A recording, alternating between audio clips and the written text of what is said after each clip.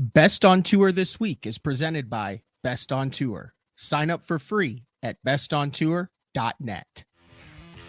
Welcome to the second episode of Best on Tour this week. I am Matt Pangrac, joined by Dave Rush from Best on Tour, where we break down what happened on and off the water this week in professional bass fishing. And Dave, we had an incredibly busy week all across the country at all levels of bass fishing. If you are a fan of tournament bass fishing, this was like Christmas for you this week, Matt.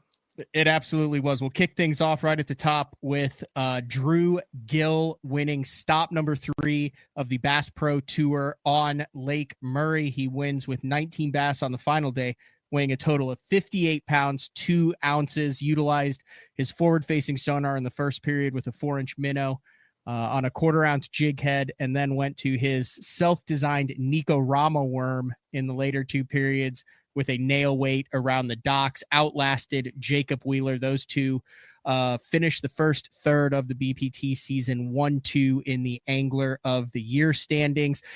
Little interesting fact about Drew Gill: he has fished an MLF tournament now 6 consecutive weeks, starting with the last week in January, with finishes of 7th, 10th, 11th, 2nd, 10th, and 1st, and has already amassed over $250,000 in earnings in the 2025 season.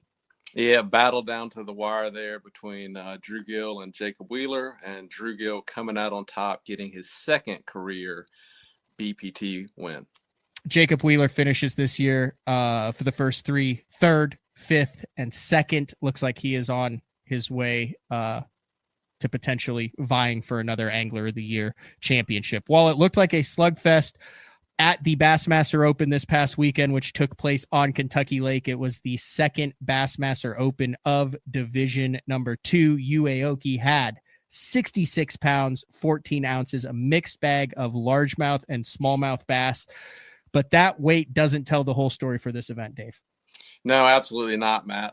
65 zeros on day 2 of the event, 18 double zeros. So 18 anglers not weighing a fish on 2 days of the Bassmaster Open there at Kentucky Lake. So feast or famine there at Kentucky Lake sounded pretty stingy for some anglers. It was. This was the 3rd Open of the year between both divisions, and also the first Open where all 3 days were able to get in.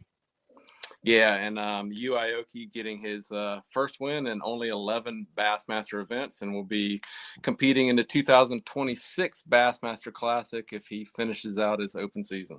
All right, let's go over to the NPFL, which kicked off on Santee Cooper. A weather delay for the first day of competition there, so they actually pushed it back. The entire field fished all 3 days. Some new faces on the NPFL this year. Jason Christie locks his spinnerbait in his hand for the majority of this event to the tune of 82 pounds, 12 ounces, well on the way to breaking the century mark if this had been a 4-day event.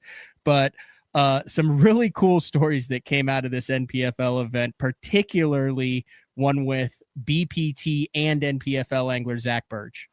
Yeah, Zach Burge was at the BPT on Lake Murray competing there.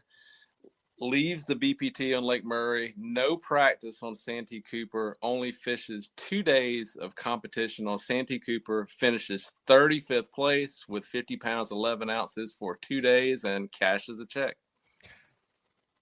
Continuing the theme of interesting scenarios throughout the week, another no information DQ also took place on the final day for the NPFL. Dave, what do you have about that?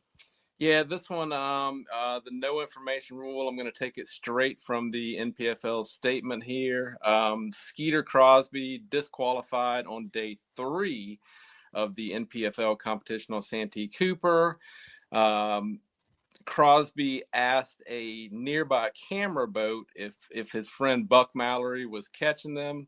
The incident was captured on the live stream coverage of competition and brought to the attention of NPFL tournament director Sean Mulhall.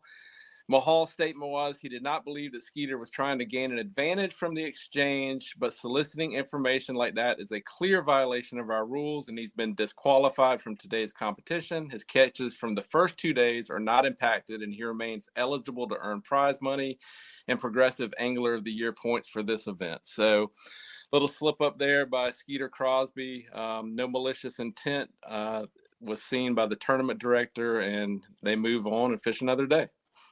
Let's move a little bit east where the MLF Toyota Series took place on Rayburn. Real nasty storm came through on one of the final days of practice. Did not seem to impact that, though. Another 3-day tournament that literally took 2 ounces less to win than it did on Santee Cooper. Riley Harris utilized a trio of 6 cents baits, a minnow, a shaky worm, and an umbrella rig to the tune of 82 pounds, 10 ounces, 30-pound bags across the board, though, Dave. Yeah, 5 bags over 30 pounds at the event on Rayburn. Interestingly enough, there were 5 bags over 30 pounds on the NPFL event on Santee Cooper. Jason Christie responsible for 2 of those 30-pound bags. Wow. All right, let's move to some industry news. Big week in professional bass fishing as the Bass Fishing Hall of Fame announced the class of 2025. Yes, Bass Fishing Hall of Fame announced their class of inductees for 2025. Industry veteran Randy Hopper, Craig Lamb, and William Shakespeare Jr., who is responsible for the invention of the first level wind reel in the 1800s and the first fiberglass fishing rod in the 1940s. So 3 very deserving inductees there to the Bass Fishing Hall of Fame. Become a better angler, get behind the scenes on the professional bass fishing tours, learn the business side of the fishing industry and how to get sponsorship. The Best on Tour newsletter brings you all these once a week, completely free. Sign up now. Where do they sign up, Dave? bestontour.net. That's all we got for this week. We'll see you next Tuesday for another edition of Best on Tour this week.